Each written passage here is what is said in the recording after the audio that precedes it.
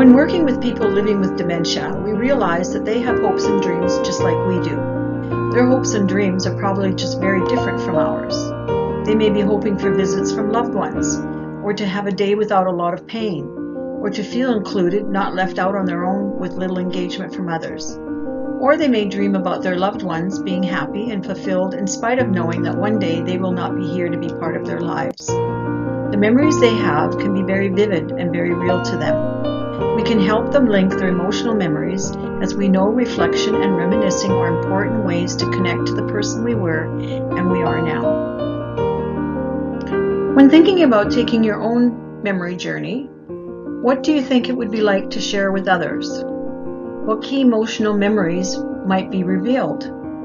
What will happen to you as these emotional memories come up for you? And will you be able to link your memories to who you are today?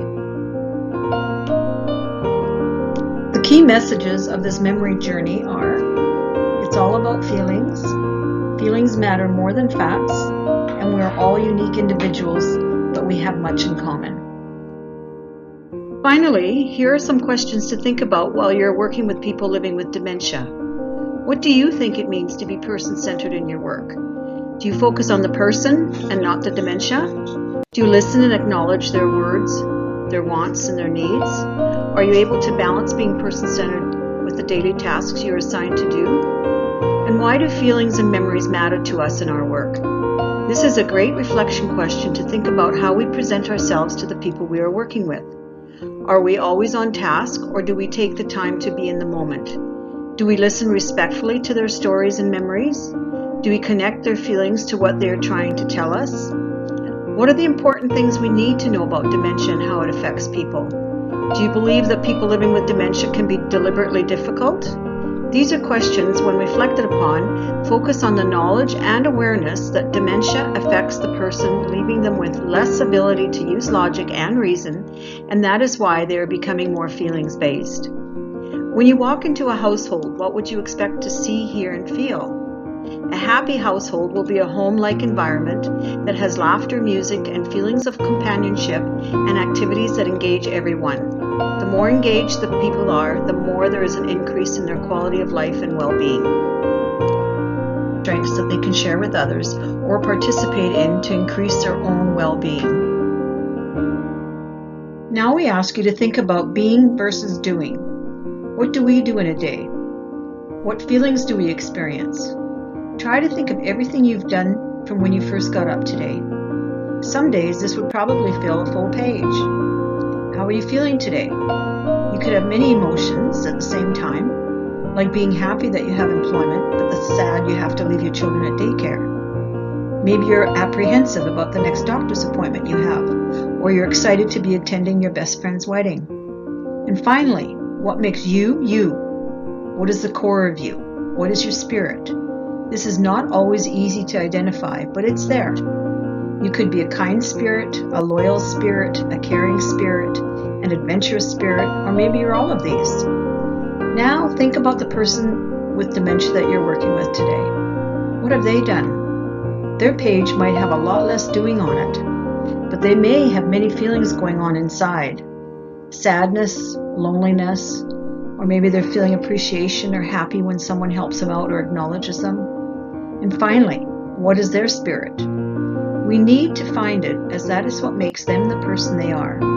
This helps us to know the person and to be able to connect with their story, their life, and who they are today. When we see each person as a unique individual with the same highs and lows that we may experience, it helps us to be more focused on being person-centered. We know that what we do in life connects with how we feel. Sometimes laughter can spread through a room and create a sense of happiness and friendship.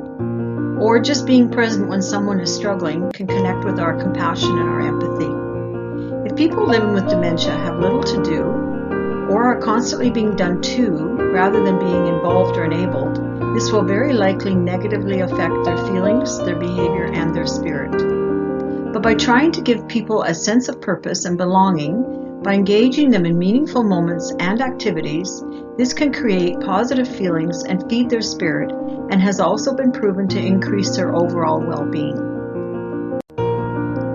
Being part of the Who Am I memory journey and sharing of our own memories and experiences, it connects us to others and creates understanding and compassion of who we are. Sharing of oneself creates a sense of belonging and connectedness to our co-workers. It's not meant as living with the disease. Dementia affects the functions of the various parts of the brain depending on the type of dementia they are diagnosed with. People living with dementia experience deteriorating cognitive abilities and therefore are more feelings-based in how they respond to people and situations around them. This stresses the importance of staff getting to know each person that they are working with, to know their likes, their dislikes, what they did in their life before dementia, what kind of family and friend relationships they had or have now, and their special gifts and talents.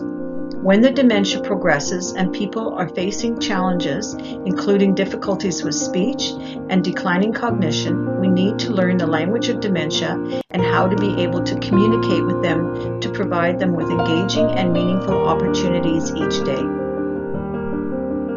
The differences between dementia, depression, and delirium are very different, but a person living with a dementia may have one or both that is not recognized or diagnosed.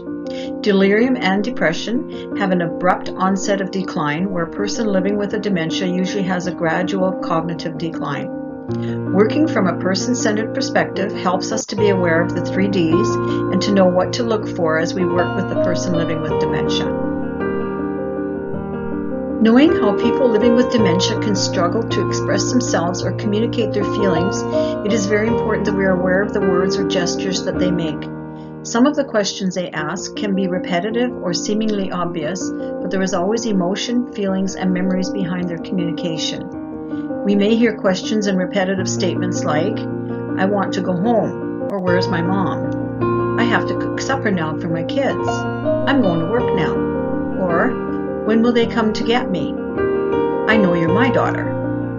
We can learn to interpret the meanings behind the expressions, but it takes patience and understanding and knowing the history of the person living with the dementia. When the dementia progresses and people are facing challenges with speech and cognition, we need to learn the language of dementia and how to be able to communicate with them to provide them with engaging and meaningful opportunities each day. Being person-centered means working with the emotional intelligence to be empathetic to the person living with dementia. We need to take the time to understand what they are trying to ask or tell us. And always remember, expressive behaviors are behaviors of an unmet need or want, so being patient with them and taking the time to let them share with you becomes the best way to communicate with them. Being person-centered, we want to look at what we love about being alive. How many of us have these things happening for us in our lives? What do we love and enjoy most? Spending time with our family and friends, appreciating our work and the free time we have, engaging with our favorite music, singing and dancing, being with our pets and in nature, traveling locally or cruising around the world, or watching a beautiful sunset, walking in the rain, having a snowball fight in winter? Do we love cooking and sharing a meal with loved ones? And what about our hobbies and sports? They can be so important to us, giving us the ability to utilize our skills and talents for both ourselves and others. Now we would like you to reflect on being alive from the perspective of the person living with dementia. Thinking about the things that you love about being alive, how can we ensure that people living with dementia can experience the things that make them happy too? We take for granted our ability to make our own decisions and choices of what we want to do and when. People living with dementia live by the schedule of the household, but we can still provide many opportunities for them to engage in activities that are special to them. We can provide good food or special treats of their favorite foods and make meal times a positive, engaging experience by sharing conversation with them. We can take the time to give them the gift of music, whether by radio, TV, or live entertainment, as well as engaging them in song and dance. Many people love to hike and take nature walks, so we can still provide these activities in taking walks inside and outside as weather permits. By also providing nature videos for those who have mobility challenges, everyone has the opportunity to be part of something that they can still enjoy. Many loved gardening flowers and growing their own vegetables. This is a perfect opportunity to engage them in conversation about planting, harvesting, and canning that they very likely participated in. Again, this is why it's so important to know their history so we can engage them with activities they have loved to do and that are important to them. We know that when people are meaningfully engaged, it gives them a sense of purpose, a feeling of being needed, and a sense of belonging, and often they become more active and their quality of life improves. When we understand that feelings matter most in dementia care, we understand how dementia impacts each individual differently. We've already discussed that there are many different types of dementia with different symptoms and behaviors. People living with dementia have unique personalities, they come from different backgrounds and ethnicities, and have different skills and interests. Everyone has different coping skills and varying degrees of physical health. Our household social environment can have an impact on people living with dementia as well. We need to ask ourselves, do they feel included and have a sense of belonging?